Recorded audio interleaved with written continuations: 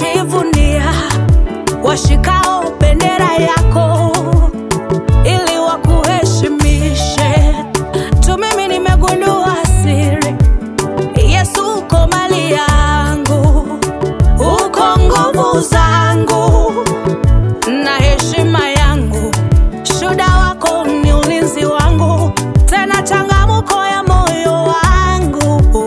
Ulimwengu muniruhusue, uheshimiwe Baba, uheshimiwe Baba, uheshimiwe Baba, uheshimiwe uheshimiwe Baba, uheshimiwe Baba, uheshimiwe Baba, uheshimiwe Baba. Heshima yako Baba inayo wivu sana, kama vile mwanaume aweka wivu juu ya mke wake. Ilimshitua Samueli kuona Israeli naomba mfalme, japo wana Mungu wa kweli.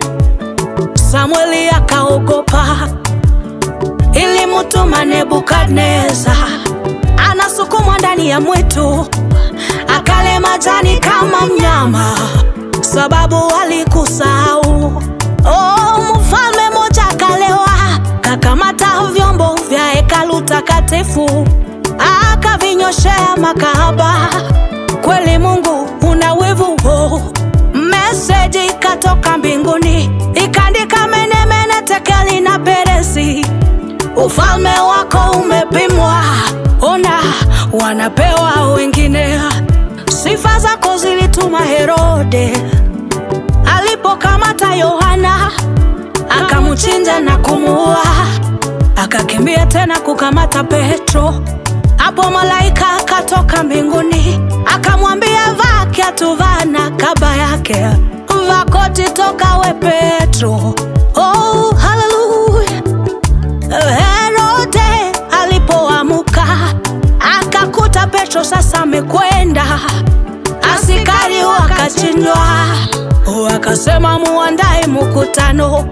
Aliposema maneno kama mfalme, watu wakapiga mikono, wakamwambia Herode, si wewe, lakini sauti yako ni kama Mungu. Mungu mbinguni akasirika, nyoka za tumbo zikachomoka, akafa hivyo na jijui. Uabudiwe Baba, uabudiwe Baba, uabudiwe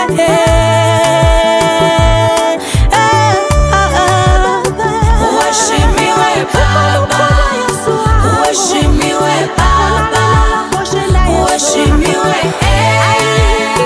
uheshimiwe Baba, uheshimiwe Baba, uheshimiwe Baba, uheshimiwe uheshimiwe Baba.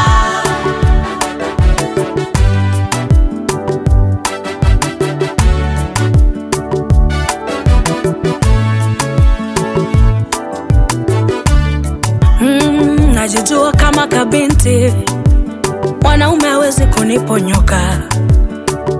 Mabembelezi ya Delila ilisukuma Samsoni kutoa siri, nami sitatoka bila Yesu. Siendi fasi kama siko nawe, hata nikilala kitandani nisipokuona Yesu mpaka nitaamuka.